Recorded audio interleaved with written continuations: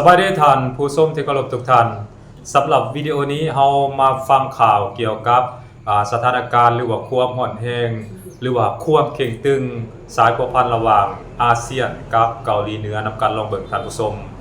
ซึ่งกองประชุมอาเซียนที่จัดขึ้นอยู่ที่ประเทศฟิลิปปินส์และก็ประเทศฟิลิปปินส์เป็นเจ้าภาพนั้นได้เรียกร้องไปยังประเทศเกาหลีเหนือให้ปลดอาวุธนิวเคลียร์และก็เรียกร้องว่า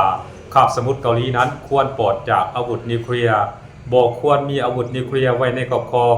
เพราะว่าอาวุธนิวเคลียร์นั้นเพิ่นบอกว่ามันเป็นภัยคุกคามต่อสันติภาพโลกและก็เป็นภัยคุกคามต่อประเทศเพื่อนบ้านอันนั้นคือสิ่งที่อาเซียนภายใต้การนำของฟิลิปปินส์ที่เป็นประธานอาเซียนในรอบหมุนเวียนนั่นเองท่านผู้ชมซึ่งข้าพเจ้าก็อยากให้ท่านผู้ชมหลายๆคนสังเกตและก็เข้าใจนำกันว่าเป็นหยังในกรณีที่ฟิลิปปินส์เป็นประธานอาเซียนนี้จริงแทรกแซงหรือว่าจริงกับไปสอดเรื่องของประเทศเกาหลีเหนือและก็เรียกร้องให้ประเทศเกาหลีเหนือนั้นปลดอาวุธนิวเคลียร์และก็เฮ็ดให้คาบสมุทรเกาหลีเหนือนั้นหรือว่าคาบสมุทรเกาหลีนะปลดจากอาวุธนิวเคลียร์เป็นอย่างท่านผู้ชมเคยสงสัยบอกข้าพเจ้าบอกเลยว่าฟิลิปปินส์กล้าเว้าคือในนั้นหรือว่าฟิลิปปินส์ในนามเป็นตัวแทนของอาเซียนอีกต่างๆก็ดีเนาะกล้าออกมาเรียกร้องให้เกาหลีเหนือปลดอาวุธนิวเคลียร์และก็เฮ็ดให้คาบสมุทรเกาหลีนั้นปลดจากอาวุธนิวเคลียร์นั้นท่านผู้ชมบ่ต้องสงสัยเพราะว่าฟิลิปปินส์นั้นแม่นลูกแหล่งตีนมือหรือว่าลูกน้องของสหรัฐอเมริกาดีๆนี่เองท่านผู้ชมอย่าลืมว่าฐานทัพของสหรัฐอเมริกาอยู่ในฟิลิปปินส์นั้นโอ้ถือว่าใหญ่โตสมควรได้เลยก็สหรัฐอเมริกานั้นในเมื่อก่อนนั้นก็ใช้ประเทศฟิลิปปินส์นี่แหละเป็นผู้ค้านอำนาจและก็เป็นผู้เกาะพิษกับประเทศจีนโดยการใช้ประเด็นปัญหาขอขัดแย้งหรือว่าขอพิพาททางทะเลจีนใต้นี้มาเป็นตัวผลักดันหรือว่ามาเป็นตัวขับเคลื่อนในการเฮ็ดให้เกิดสถานการณ์ความรุนแรงและก็ความตึงเครียดระหว่างฟิลิปปินส์กับจีนนั่นเองท่านผู้ชมและ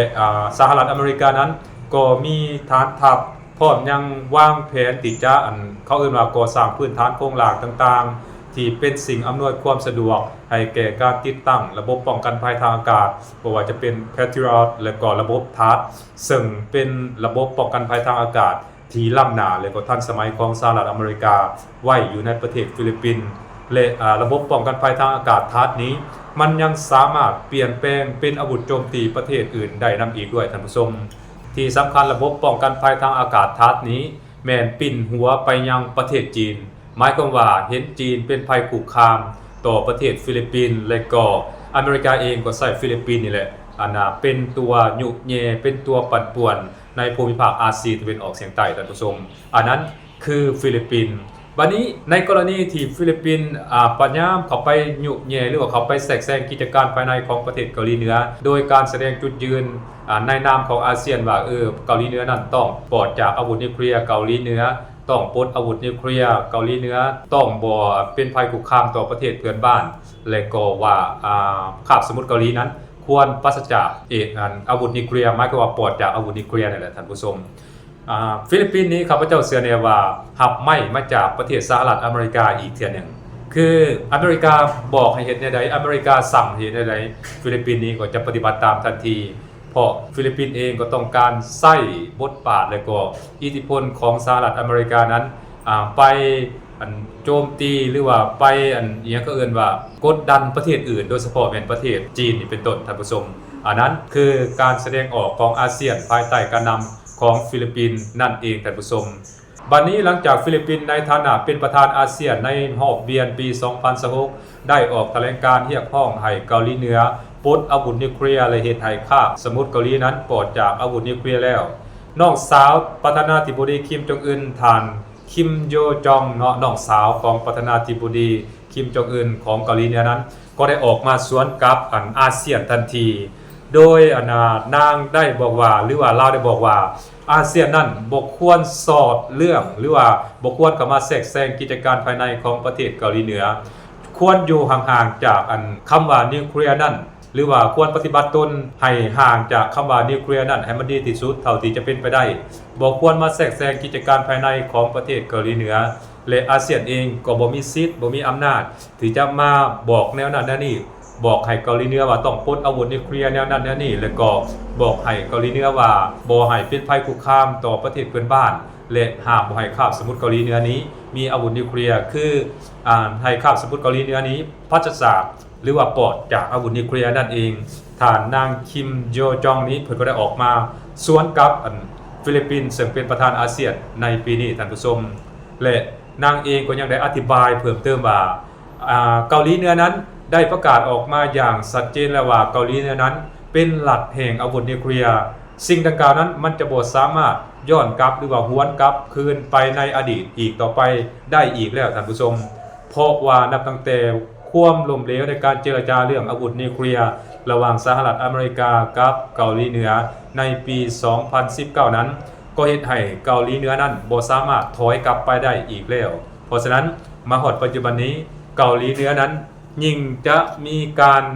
เขาเอื้นว่าสะสมอาวุธนิวเคลียร์หลายขึ้นเท่าที่เกาหลีเหนือจะเฮ็ดได้อันนั้นคือฐานนางคิมโยจองน้องสาวประธานาธิบดีคิมจงอึนของเกาหลีเหนือได้ออกมาสวนกับอาเซียนแบบฮอดเด็ดเผ็ดมันและก็แบบทันควันเฮ็ดให้ฟิลิปปินส์ซึ่งเป็นประธานของอาเซียนนั้นต่างก็หน้าตาลาวหรือว่าสีหน้าสีตาหล่าเหลืองไปตามๆกันท่านผู้ชมและข้าพเจ้าเองก็สังเกตเห็นว่า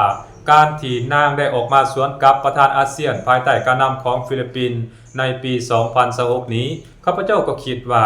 ท่านนางคิมโยจองนั้นก็ออกมาเว้าถูกต้องและก็สอบธรรมที่สุดสำหรับประเทศเกาหลีเหนือและก็สำหรับประเทศอื่นๆนั่นแหละท่านผู้ชมที่คิดอยากมีอาวุธนิวเคลียร์ไว้ในครอบครองเป็นหยังข้าพเจ้าจึงว่าในนั้นอาเซียนนี่นับตั้งแต่ใดมาเนาะนับตั้งแต่ข้าพเจ้าจำความได้เนาะและก็นับตั้งแต่ประเทศลาวได้เข้าร่วมเป็นภาคีหรือว่าเข้าเป็นสมาชิกของอาเซียนในปี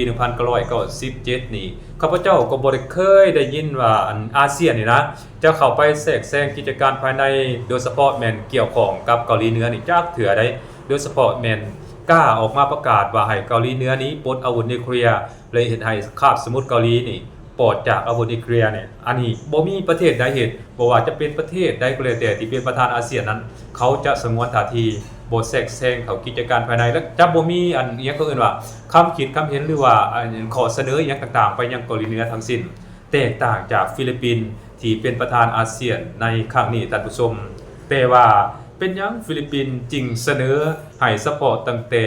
เกาหลีเหนือปลดอาวุธนิวเคลียร์และก็เฮ็ดให้คาบสมุทรเกาหลีเหนือนี่ปลอดอาวุธนิวเคลียร์นะและเป็นหยังฟิลิปปินส์นี้จึงบ่เสนอหรือว่าเรียกร้องให้ประเทศต่างๆที่มีอาวุธนิวเคลียร์ไว้ในครอบครองนะปลดอาวุธนิวเคลียร์บ่ว่าจะเป็นอังกฤษบ่ฝรั่งอีหยังต่างๆนี่นะอเมริกายกตัวอย่างสินะ ปากีสถานอินเดียจีนรัสเซียพวกนี้นะ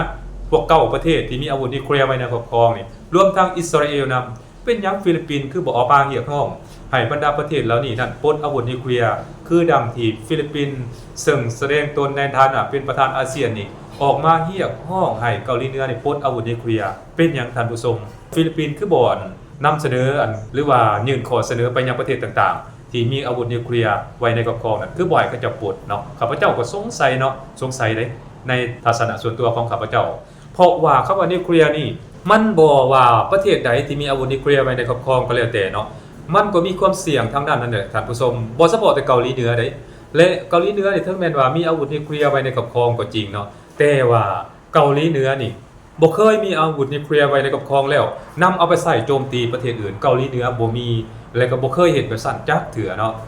ประเทศที่มีอาวุธนิวเคลียร์ไว้ในครอบครองและเอาไปใช้กับประเทศอื่นมาแล้วมีเพียงประเทศเดียวเท่านั้นในโลกนี้ก็คือสหรัฐอเมริกาเนาะทิ่มใส่ประเทศญี่ปุ่นคือเกาะฮิโรชิมาและก็นางาซากินั้นอันนั้นฟิลิปปินส์ควรไปเรียกร้องให้สหรัฐอเมริกานั้นซึ่งมีหัวบกประมาณอยู่ 5,000 กว่าลูกเนาะหลุดจากรัสเซียน้อยเดียวนะรู้จักรัสเซียน้อยเดียวแล้วก็อเมริกาเนี่ยก็เคยข่มขู่ประเทศนั้นประเทศนี้ว่าจะใช้อาวุธนิวเคลียร์โจมตี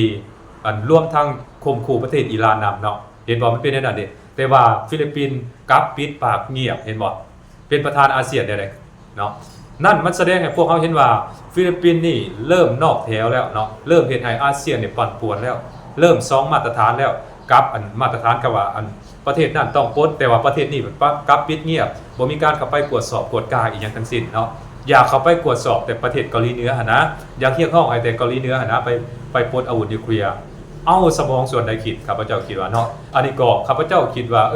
ฟิลิปปินส์นี่ควรทบทวนเนาะจุดยืนของตนเองเสียใหม่เนาะว่าการออกมาเรียกร้องให้เกาหลีเหนือปลดอาวุธนิวเคลียร์นี้มันสมมาพาควรบ่มันสมเหตุสมผลบ่คันว่าอยากให้มันมาตรฐานเดียวกันน่ะฟิลิปปินส์ต้องกล้าแสดงออกว่าต้องเรียกร้องให้ยังประเทศต่างๆที่ครอบครองอาวุธนิวเคลียร์นี้ปลดอาวุธนิวเคลียร์ได้มันจึงสิถูกต้องเนาะอันนั้นตามทัศนะส่วนตัวของข้าพเจ้าอยากเว้าอยากเล่าให้ท่านผู้ชมได้รับชมมาฟังนํกันคือในนั้นส่วนว่าท่านผู้ชมนี้มีความคิดเห็นใดๆเฮาลองมาแลกเปลี่ยนความคิดความเห็นนํกันในวิดีโอนี้ท่านผู้ชมสบายดี